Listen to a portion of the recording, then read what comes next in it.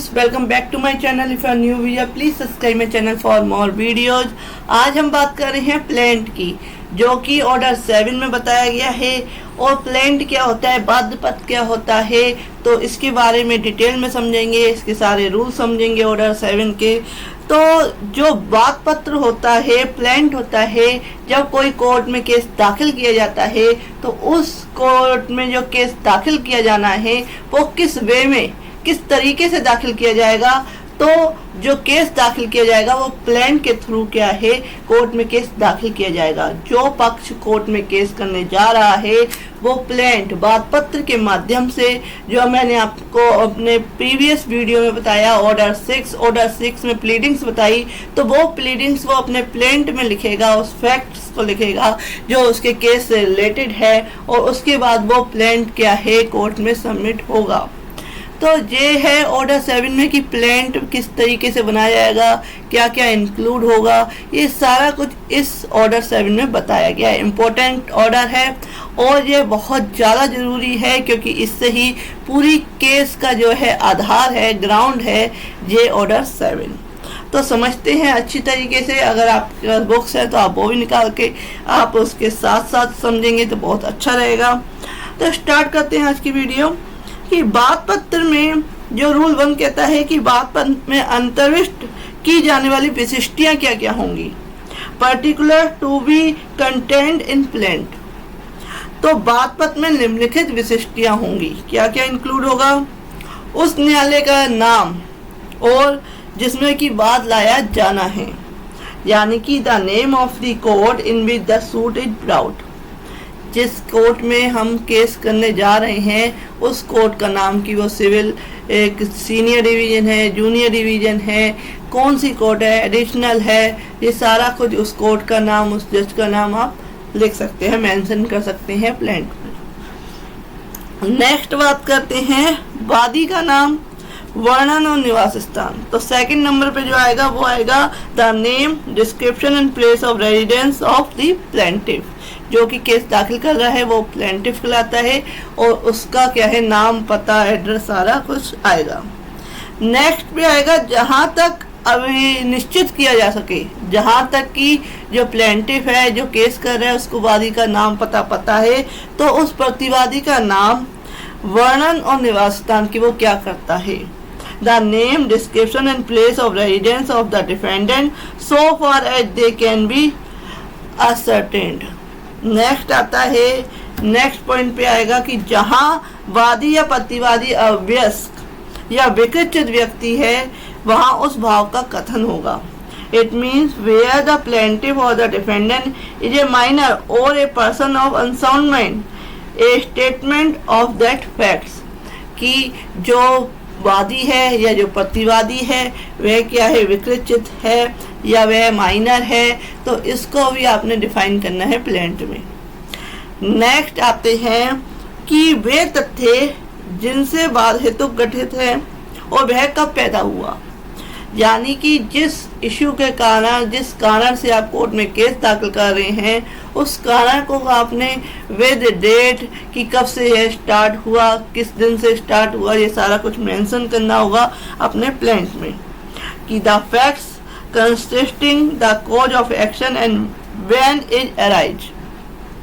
Next आते हैं कि यह दर्शित करने वाले तथ्य की न्यायालय को अधिकारता है, the fact showing that the court has jurisdiction. कि जिस कोर्ट में हम केस दाखिल कर रहे हैं उस कोर्ट को पावर है इसका विचारा, इसका ट्रायल करने की, इस केस का, और इस पे डिसीजन लेने की। तो ये भी मेंशन करना पड़ेगा कि जो जुरिडिक्शन है इस कोर्ट का है, तो ये अभी अपने प्लेंट में आपको है जो है लिखना पड़ेगा। नेक्स्ट आता है कि वह अनुतोष जिसका वादी दावा करता है, the relief with the plaintiff claim.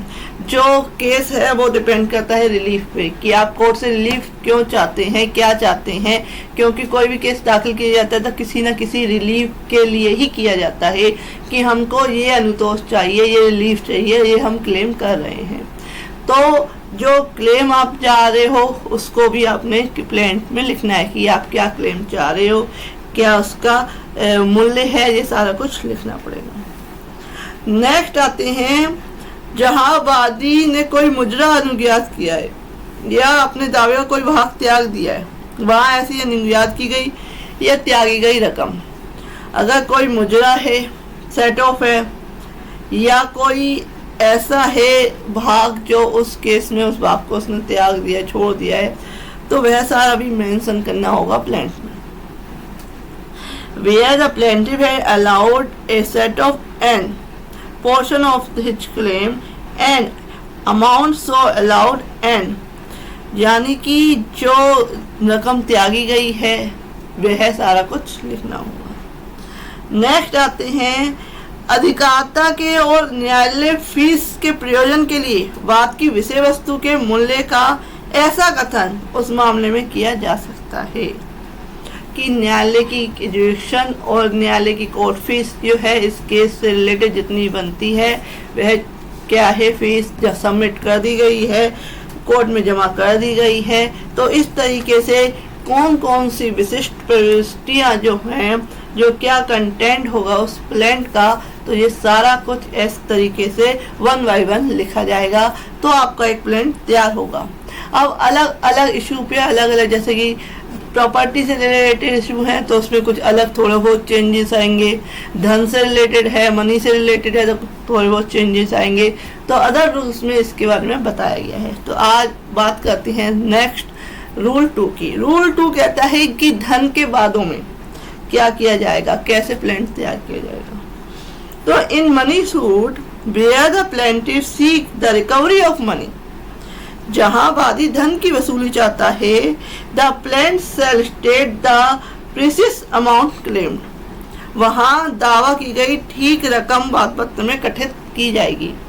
It means कि जहां धन की वसूली चाहता है, रिकवरी ऑफ मनी चाहता है, जो उसने बात दाखिल किया है प्लेंटिफ, तो वह उसकी जो रकम है ठीक उसे जितना भी अंदाजा है कि इतनी रकम मैं चाहता हूँ तो वह लिख सकता है उस प्लेंट में।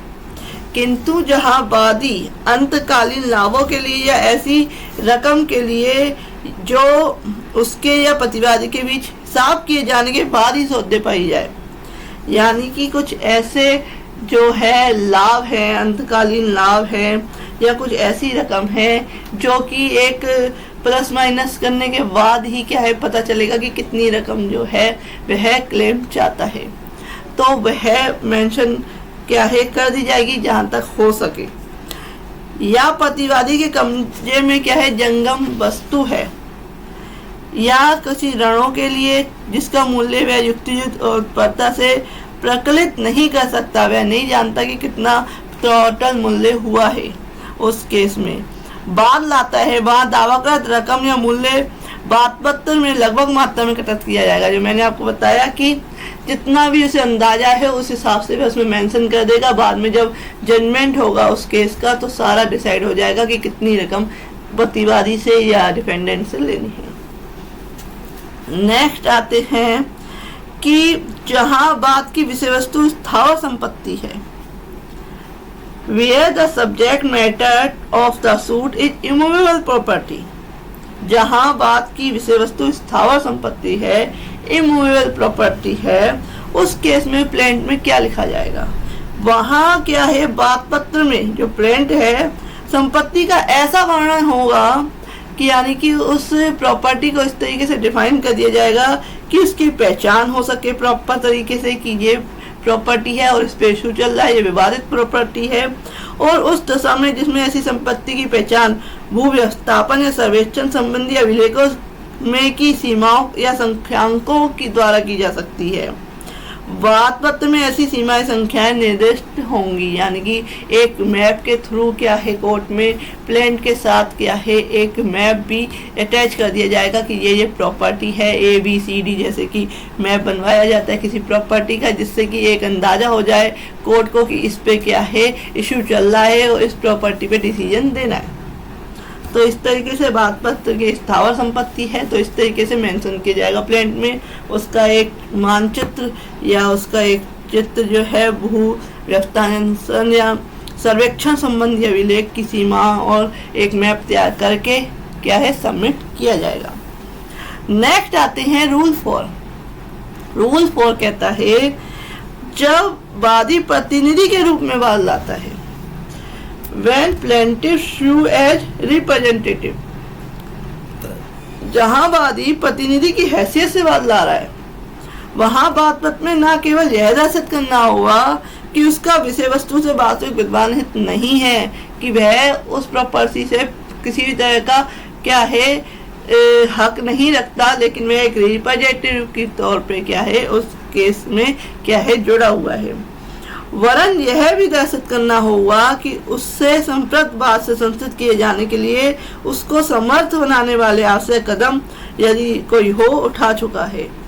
तो वह क्या है हो तरीके से कर चुका है लेकिन उसका कोई डिसीजन नहीं निकला, तो उसने कोर्ट में केस तब जाके दाखिल किया है, वह एक प्रतिनिधि है, रिप्रेजेंटेटिव है उस केस में और किसी तरह का हक नहीं रखता है। तो इस तरीके से बाद में प्लेंट में ये मेंशन करना होगा। नेक्स्ट आते हैं रूल 5। रूल 5 कहता है प्रतिवादी के हित और दायित्व को दर्शित किया जाना, defendant's interest and liability to be shown. जब आप कोर्ट में कोई केस दाखिल कर रहे हैं तो डिफेंडेंट के खिलाफ आप कर रहे हैं, तो आपको ये भी मेंशन करना होगा कि डिफेंडेंट का किस तरीके से क्या कर्तव्य था और क्या उसकी ड्यूटीज थी जो उसने नहीं की। तो ये सारा कुछ मेंशन करना पड़ेगा कि बात पत्र में यह दर्शित किया जाएगा कि प्रतिवादी जो है विषय वस्तु में हित रखता है और रखने का दावा करता है और वह वादी की मांग का उत्तर देने के लिए अपेक्षित किए जाने का दायी है कि वह रिस्पॉन्सिबल है इस केस में अपने पक्ष को रखने का, कि वह बताए कि ऐसा उसने क्यों किया, क्या उसके राइट से क्या ड्यूटीज थी। तो ये सारा कुछ वह मेंशन करे। तो ये भी प्लेंट में वादी को लिखना होगा कि डिफेंडेंट्स के लिए रिस्पॉन्सिबल है। नेक्स्ट आते हैं कि परिसीमा विधि में छूट के आधार, grounds of exemption from limitations law. जहां बाद परिसीमा विधि द्वारा विहित अवधि के अवसान के पश्चात संस्कृत किया जाता है, वहां बात पत्र में यह आधार दर्शित किया जाएगा जिस पर ऐसी विधि से छूट पाने का दावा किया गया है। यानी जो लिमिटेशन एक्ट है, परिसीमा विधि है, कोई केस को दाखिल करने की एक सीमा होती है। ये नहीं कि आपने एक केस किया और 10 साल बाद आपको याद आ रहा है और आपने क्या चल कोर्ट में केस कर देते हैं, अभी बहुत टाइम से इसने पैसे नहीं दिए चल कर देते हैं, ऐसा नहीं। यानी कि आपको क्या है एक लिमिटेशन दी हुई है कि आप अगर जागे हुए हैं तो इतने टाइम में आप कोर्ट में केस करिए, लेकिन अगर एक टाइम पीरियड निकल गया तो आप कोर्ट में केस दाखिल नहीं कर सकते। तो हर एक केस की एक लिमिटेशन डिफाइन की हुई है लिमिटेशन एक्ट में।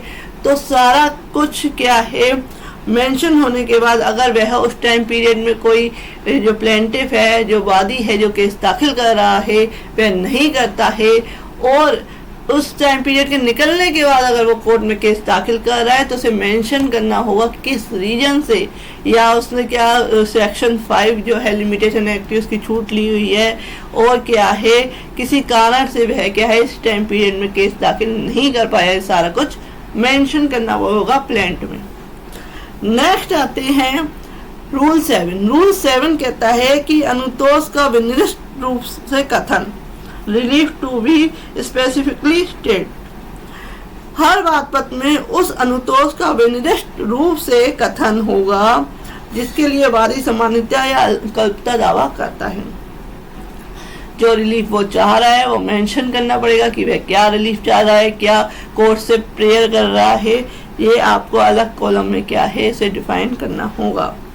और यह आवश्यक नहीं होगा कि ऐसा कोई सामान्य अनुतोष मांगा जाए जो न्यायालय न्याय संगत समझे, जो सर्वदा ही उसी विस्तार तक ऐसे दिया जा सकेगा मानो वह मांगा गया था, और यही नियम प्रतिवादी द्वारा उसके लिखित कथन में दावा किए जाने वाले किसी अनुतोष को भी लागू होगा। इट मीन्स कि जो कोर्ट से अनुतोष माना गया है, रिलीफ मांगा गया है और कोर्ट चाहे तो उससे ज़्यादा भी क्या है रिलीफ दे सकती है, वो डिपेंड करता है सर्कमस्टांसेस में जो कोर्ट को लगता है कि इस केस में देना चाहिए तो वो भी दे सकती है, प्लेंटिफ के हक में भी और डिफेंडेंट के हक। नेक्स्ट आते हैं रूल 8। रूल 8 कहता है पृथक आधारों पर आधारित अनुतोष, relief founded on separate grounds. जहां वादी कई विभिन्न दावों हितकों के बारे में जो पृथक और विभिन्न आधारों पर आधारित है अनुतोष चाहता है, वहां वे जहां तक हो सके पृथकता और विभिन्न कथित किए जाएंगे। यानी कि जो ग्राउंड्स है वो अलग अलग है और जो क्लेम है वो भी अलग अलग है, तो उसे अलग अलग ही मेंशन करना पड़ेगा प्लेंट में, जिससे कि कोर्ट को पता चले कि ये इसका रिलीफ इतना ये क्लेम कर रहा है और उसका इतना, तो ये सारा कुछ डिफाइन करना पड़ेगा प्लेंट में। नेक्स्ट आते हैं रूल 9। रूल 9 कहता है कि बात पर ग्रहण करने की प्रक्रिया क्या होगी। प्रोसीजर ऑन एडमिटिंग प्लेंट, जहां न्यायालय यह आदेश करता है कि प्रतिवादियों पर सम्मनों की तामील आदेश 5 ऑर्डर 5 जो मैं आपको डिफाइन कर चुकी हूँ कि रूल 9 में उपबंधित इसी से की जाए, वहां वह वादों को ऐसे आदेशों की तारीख से 7 दिन के भीतर सादा कागज पर वाद पत्र की इतनी कॉपियां जितनी वह प्रतिवादियों पर सम्मनों की तामील के लिए अपेक्षित फीस के साथ प्रस्तुत करने का निर्देश दे सकता है। कि क्या है, न्यायालय ऑर्डर करेगा कि इतने डिफेंडेंट हैं उस पर सर्विस की जानी है, तो आप इस प्लेंट की जो है इतनी सारी कॉपियां जो हैं, जितने की डिफेंडेंट है उतनी कॉपियां लगा के और जो खर्चा है उसको देने का, सम्मन की सर्विस कराने का सारा कुछ सबमिट कोर्ट में कर दें। तो ये सारा कुछ क्या है करा जाएगा। नेक्स्ट आते हैं रूल 10। रूल 10 कहता है वाद पत्र का लौटाया जाना। तो वाद पत्र को कब लौटाया जाएगा। नियम 10A के बंदों के अधीन रहते हुए वाद पत्र वाद के किसी प्रकार में उस न्यायालय में उपस्थित किए जाने के लिए लौटा दिया जाएगा जिसमें वास्तविक सर्विस किया जाना है। Return of plaint subject to provision of rule 10A, the plaint shall at any state of the suit return to be presented to the court in which the suit should have been instituted। यानी कि वाद पत्र को इसलिए लौटाया जाएगा कि जिस कोर्ट में केस दाखिल किया गया है वो कोर्ट उसका जो एक्शन नहीं ले सकती, वह उसका विचारणा नहीं कर सकती। आप अदर कोर्ट में जो इसका हकदार है, इसका जो एक्शन ले सकती है, उस कोर्ट में केस दाखिल करें। इसके लिए आपको क्या है, जो वाद पत्र है प्लेंट है वो लौटा दिया जाएगा। इसमें स्पष्टीकरण दिया हुआ है, एक्सप्रेशन दी हुई है कि शंकाओं को दूर करने के लिए इसके द्वारा यह घोषित किया जाता है कि अपील या परीक्षण न्यायालय बाद में पारित डिक्री को पास करने के पश्चात इस नियम के अधीन वाद पत्र के लौटाए जाने का निर्देश दे सकेगा। नेक्स्ट आते हैं प्रोसीजर ऑन रिटर्निंग प्लेंट। वाद पत्र के लौटाए जाने पर प्रक्रिया क्या होगी, प्रोसीजर क्या होगा। न्यायाधीश वाद पत्र के लौटाए जाने पर उस पर उसके उपस्थित किए जाने की और लौटाए जाने की तारीख लिखेगा। उपस्थित करने वाले पक्षकार का नाम और उसके लौटाए जाने के कारणों का संक्षिप्त क्या है उल्लेख करेगा। यानी कि जो कोर्ट है जो वाद पत्र को प्लेंट को वापस कर रही है, लौटा रही है, तो वह सारा कुछ मेंशन करेगी कि कब उपस्थित किया गया, किसके नाम से किया गया और क्यों लौटाया जा रहा है, ये सारा कुछ मेंशन करेगी। नेक्स्ट आते हैं रूल 10A।